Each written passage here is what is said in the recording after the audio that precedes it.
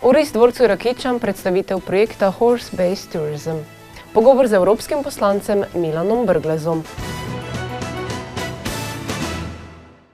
Spoštovane gledalke in gledalci, lepo pozdravljeni v srednji informativni oddaji televizije AS. Tudi tokrat poročamo o številnih dogodkih. Projekt Horse-Based Tourism, ki so ga predstavili v Ris dvorcu Rakičan, vabi v svet konj in novo dimenzijo doživljanja naravnih in kulturnih biserov čezmejne regije. Projekt Horse-Based Tourism, ki so ga projektni partnerji predstavili v Ris dvorcu Rakičan, je zasnovan na konceptu butičnega trajnostnega turizma, ki vabi v svet konj, v novo dimenzijo doživljanja naravnih in kulturnih biserov čezmejne regije. Projekt je predstavila Nina Biro, vodja projekta. Projekt Horse-Based Tourism je nastal v sklopu projekta programa sodelovanja Interreg Madžarska. Sestava projektnega partnerstva obsega vodilnega partnerja, to je Zavod Nazaj na konja iz Starošinc, potem projektni partnerji pa so trije, Ris dvorec Rakičan, Muzej Helikon iz Madžarske in Fakulteta Georgikon, prav tako z Madžarske. Osrednji cilj našega projekta Horse-Based Tourism je oblikovanje čezmejne turistične destinacije, osnovane na kočijaškem in konjeniškem turizmu. Osrednji namen teh oblikovanih turističnih produktov pa je promocija lokalnih ponudnikov, naravne in kulturne dediščine okolja in povezovanje različnih deležnikov. Dvorec Rakičan obsega tudi konjeniški center Dvorec Rakičan, v katerem je trenutno nastanjenih 20 konj, potem pa tudi projekt vodilni partner Zavod Nazaj na konja prav tako deluje na področju konjeništva, predvsem na področju terapije s pomočjo konja. Celotna vrednost projekta obsega nekaj več kot 800.000 evrov, pri čemer je delež sofinanciranja nekaj več kot 600.000 evrov. Naj povem, da je delež sofinanciranja 85%, 15% pa predstavlja lastni delež. Projekt je obsegal dve izvedeni investiciji. Ena se je izvedla pri nas v dvorcu Rakičan, specifično v tem prostoru, kjer se pravkar nahajamo.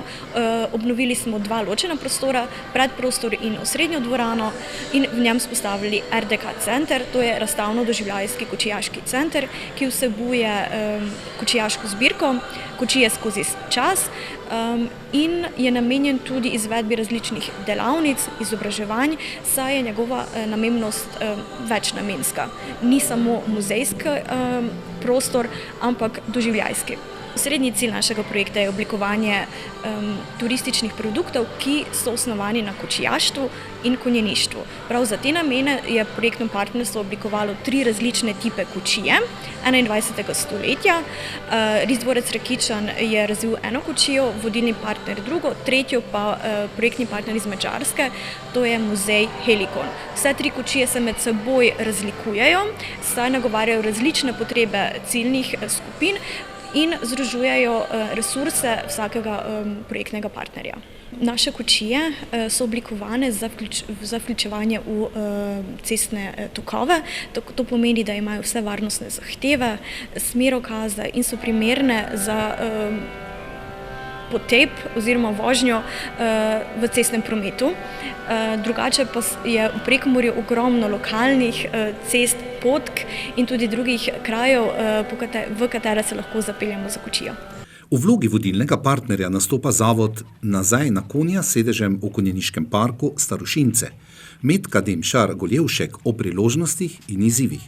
Kot vodilni partner smo seveda sodelovali in vodili priprave na projekt in odigrali v bistvu vso to ključno vlogo povezovanja organizacij, tako da kot novost, prav konkretno v naši občini Kidričevo, ki se nahaja v turistični destinaciji Visit Ravno polje, pa smo prispevali z našim novim turističnim produktom glamping hiškami, povsem nove turistične kapacitete nočitev. Torej, iz 12 postelj, ki so prej obstajale, smo dvignili nivo, tako da smo dodali še 32 ležišč v okviru našega novo nastalega glamping parka v Starošincah. Glamping pomeni glamorozni kemping in mi v tej besedi glamorozno želimo predvsem se dotikati našega glavnega aduta, to je čudovita narava, čudovito naravno okolje in s tem nagovarjamo potencialne ciljne skupine turistov, ki smo v okviru našega projekta Horse-Based Tourism dejansko razširili iz teh klasičnih ciljnih skupin, ki se lahko ukvarjajo s konjeništvom, do tistih skupin, ki še do sedaj v konjeniškem turizmu niso imele svojih priložnosti. To so recimo družine z manjšimi otroci, to je zelo v porastu ciljna skupina oseb s posebnimi potrebami, ki želijo nastopati kot turisti. To so zaključene skupine otrok, ki lahko sedaj prenočijo v naši skupni glamping hiški za otroke in mladostnike. To so recimo osebe, ki resnično iščejo mir zaradi kakšnih dolgotrajnih bolezni, se pravi na nek način rehabilitacija, in tudi to je sektor v turizmu, ki je precej v porastu. In vse to najdejo pri nas v Starošincah. Za kočijo se lahko popeljajo vsi tisti, ki si nekako ne želijo zavihteti na konjski hrbet ali pa kot dodatno popestritev konjeniških programov, ki jih izvajamo. In sicer naša kočija je tako kot kočija naših partnerjev iz dvorca Rakičan povsem sodobna, razvijali smo jo skupaj, je povsem novost, imamo tudi poseben patent za njo, kajti je novost v svetovnem merilu, in zato kočijo seveda želimo povezati različne turistične ponudnike in lokalne ponudnike z poudarkom na lokalni kulinariki, na lokalnih doživetjih, vse to, kar so v bistvu ti naši glavni aduti. Novo pridobitev v dvorcu Rakičan, inovativno kočijo za prevoz, je predstavil dr. Robert Celec, direktor RIS dvorec Rakičan. Mi smo jo pomenovali kočijo 21. stoletja. Predvsem je bil nekaj osnovnih kriterijev, kateri smo sledili, ta, da je kočija udobna za vse potnike, zato so posebni sedeži, mehkejši, udobnejši, posebej tudi streha in tako naprej. Drugi kriterij, ki smo ga sledili pri razvoju te kočije, je ta, da je ekonomsko rentabilna, se pravi, da ni z njo možno voziti samo 4 ali pa 6 oseb, ampak celo 18-19, lahko tudi recimo 20 z otroki. Tako da je to naslednji korak, katerega smo sledili. In pa tretji zelo pomemben kriterij je pa tudi ta, da je kočija seveda iz lahkih materialov, se pravi, da ne obremenjujemo preveč konjev, zato je ta kočija v večjem delu iz aluminija. In seveda vse to pripomore k temu, da nudimo lahko takšna posebna doživetja v naši pokrajini v Muri, v katero seveda vključujemo naravno in kulturno dediščino. Glavna naša kulturna dediščina in pa tudi naravna je vezana na naš grad in pa park. Seveda pa poleg tega vključujemo tudi ostale naše znamenitosti, ki jih pokrajini v Muri seveda imamo več kot dovolj. Trajnostni razvoj, osnovan na konjeniškem in kočijaškem turizmu, je nova dimenzija v turistični ponudbi dežele ob Muri, kar pozdravlja tudi Uroš Kamenšek, predsednik Pomurske turistične zveze. Turizem raste, ne samo v Pomurju, ampak tudi v slovenskem merilu. Lahko se pohvalimo, da kak 1-2% prehitevamo slovensko merilo. Današnji dogodek je dejansko predstavitev projekta, v katerem na bazi razvoja produktov, se pravi konjeniškega turizma, dodajamo dodano vrednost naši regiji. Dejstvo je, da se struktura gostov počasi, ampak vztrajno spreminja. S tem, ko beležimo krajšanje povprečne dobe bivanja na destinaciji, dejansko nekako prevzemamo obvezo, da bogatimo našo ponudbo, katera je kot dodatek tem našim paradnim konjem, kot zdraviliški turizem, kulinarika in tako naprej. Ponudba zagotavlja priložnost, da nekoliko drugače podoživite naravne bisere, dediščino in kulinariko sveta ob Muri. Daleč stran od ponorelega sveta, z vonjem po svobodi in miru in ob zvoku kočijaškega kolesa. V Evropskem parlamentu smo pred kamero povabili evropskega poslanca Milana Brgleza. V našem pogovoru je izpostavil kar nekaj aktualnih tem. Med drugim homogenost političnih skupin v Evropskem parlamentu, težave z britanskim komisarjem, okolje in socialo, kongres Evropske ljudske stranke na Hrvaškem in šengensko mejo. Več v prispevku. Spoštovane gledalke, spoštovani gledalci, spet se vam javljamo iz našega studija v osrčju Evrope, iz Evropskega parlamenta, kjer za vas opravljamo intervjuje z našimi poslankami in poslanci. No, tokrat se nam je v studiju pridružil poslanec socialnih demokratov, gospod Berglez, lepo pozdravljeni v našem studiju. Dobar dan. Torej, vi ste se nekako preselili iz slovenskega v Evropski parlament. Tam ste nekako v Sloveniji krojili to delovanje našega parlamenta, bili ste predsednik parlamenta, sedaj ste prišli sem v Evropski parlament.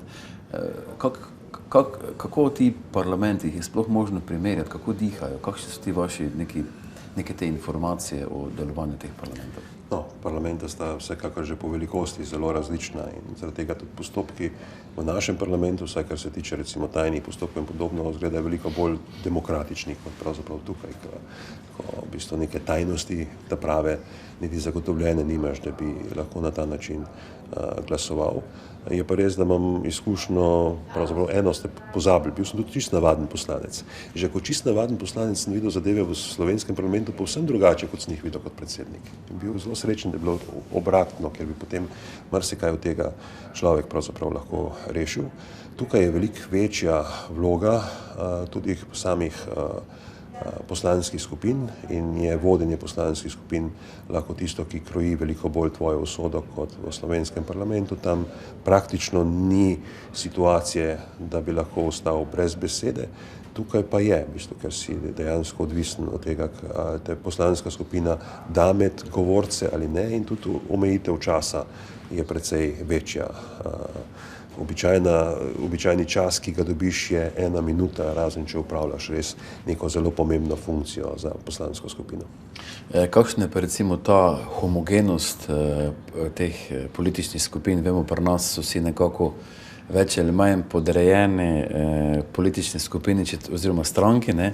Tu pa tam sicer je kakšni, ki se mogoče tega ne držijo, ampak v glavnem se držijo. Kako je pa to tukaj v Evropskem parlamentu? Tukaj je pa še en element zraven, ne? Vsakdo prihaja iz določene države in znotraj tiste države je lahko tista njegova politična matična skupina ali pa stranka na takšen ali drugačen način vpliva. Pri nekaterih to izgleda bolj neposredno, nekateri se pa zavedajo, da tukaj le upravljamo drugo delo kot pravzaprav na nacionalni ravni in da niso v ospredju nacionalni interesi, ampak da moramo zastopati evropske interese oziroma interese evropskih državljanov, kot piše. Ne nacionalnih držav, ampak evropskih državljanov, in je v bistvu na poslancih, da to nekako izrazijo. Zdaj, kakšne so lahko sankcije? Ja, če se ne držiš partijske discipline, boš pač manj govoril. Torej, če pogledamo recimo, da vseeno je predsednica von der Leyenova dobila glih za glih glasove, torej je neka sicer večina, ampak vseeno, če vidimo, da lahko poslanci delujejo po svoje, ali pričakujete, da bodo določeni zakoni, ki bi jih lahko sprejel parlament, imeli težave z večino? Vsekakor je res bila v tem procesu zelo čudna koalicija, ki je pravzaprav vse skupaj izvolila in je bila marsičem odvisna od česa drugega kot od posameznih strank, ker ni bilo nekega uniformnega glasovanja.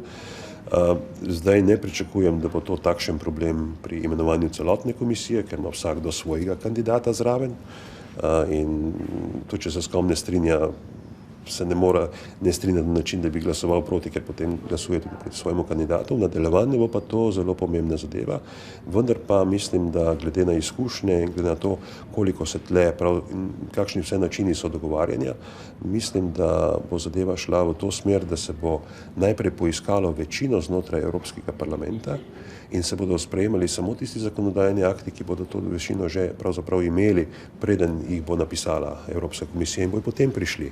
Vse to je bilo za primere, recimo takšne, kot so zdaj v slovenskem primeru, lahko nekaj, kar bi bilo tudi bolj učinkovito od tistega, kar zdaj vidimo. Vemo, da pri imenovanju komisarjev evropskih ni šlo vse po načrtu, no sedaj je nekako prišla ta končna formula, ampak vseeno je pa težava z britanskim komisarom, ki vemo, da ga britanska vlada ni imenovala, torej manjka en komisar, kljub temu bo to šlo v potrditev. Je lahko tu v ozadju kakšna pravna zmeda? Skušajo odpravljati te pravne zmede oziroma vsi se skušajo nekako zavarovati, tudi s tem, da se bo zadevo še enkrat potrdilo, torej celotno listo 27 tudi na svetu in s tem v bistvu ne pa glasovalo v istem, da se zmanjša število ali karkoli podobnega, kar bi pravzaprav bilo možno tudi narediti in s tem puščajo odprta vrata, da pride do enega izhoda, torej da Britanija dejansko gre in da se mogoče kasneje priključi še kdo, da pa kreativno ne bi znali najti v bistvu mesta ali pa kaj naj bi takšen komisar delal, to nam pa zgodovina pravi, da so ga vedno znali. Pred kratkim ste imeli v Velenju kongres, premaknili ste se nekako v to okoljsko sceno, če se lahko tako malo bolj po domače izrazim. Kako je to sprejeto na evropski ravni? Na evropski ravni je to bila eden od ključnih momentov, zakaj je socialna demokracija oziroma zakaj smo socialisti in demokrati dobili tako skupno gledano dobre rezultate, glede na to, kaj je bilo pričakovati. Nekateri so nam napovedovali, da bomo imeli manj kot 100 poslancev, zdaj imamo čez 150.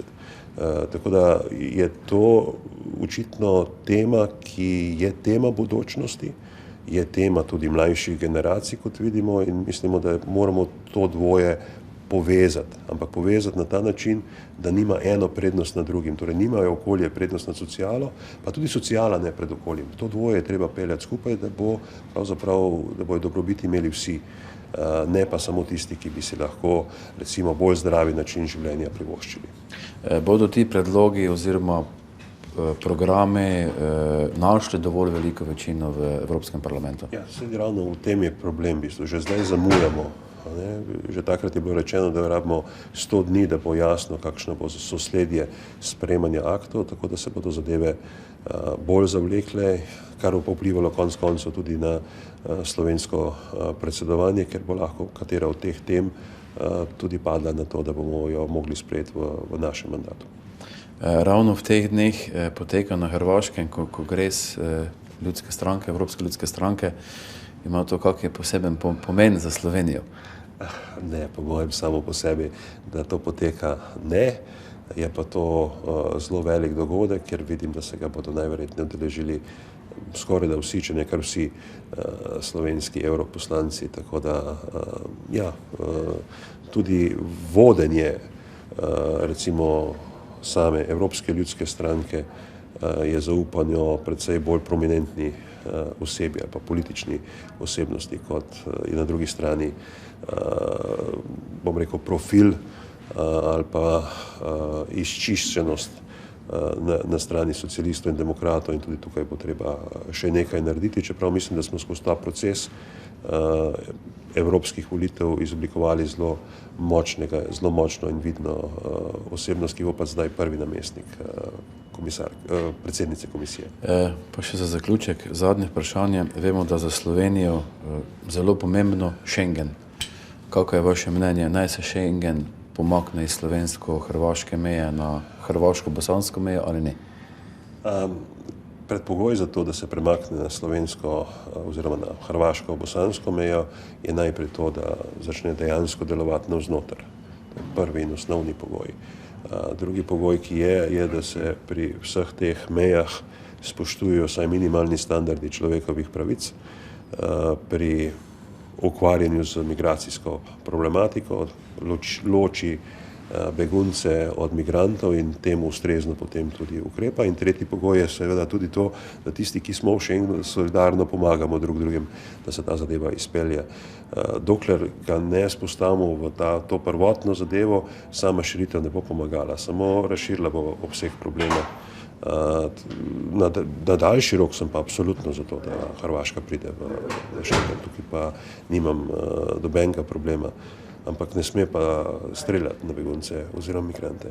To je pa absolutno nekaj, kar jaz niti pomislil nisem nikoli, tudi v najhujših primerih slovenske meje, da je to dopustno delati. Toliko v današnjih dogodkih. Ponovno pa nas lahko spremljate v petek.